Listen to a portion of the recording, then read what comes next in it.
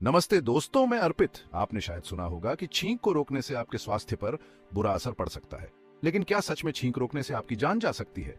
आज हम इसी के बारे में बात करेंगे। जब हम छींकते हैं तो हमारा शरीर बैक्टीरिया और वायरस को बाहर निकालता है। ये एक नेचुरल प्रोटेक्टिव मैकेनिज्म है। छींक रोकने का मतलब है कि उस प्रेशर को शरीर के अंदर रोकना जो स्वास्थ्य के लिए हानिकारक हो सकता है। छींक रोकने पर आपके कानों, नाक और गले में तेज दबाव बन सकता है।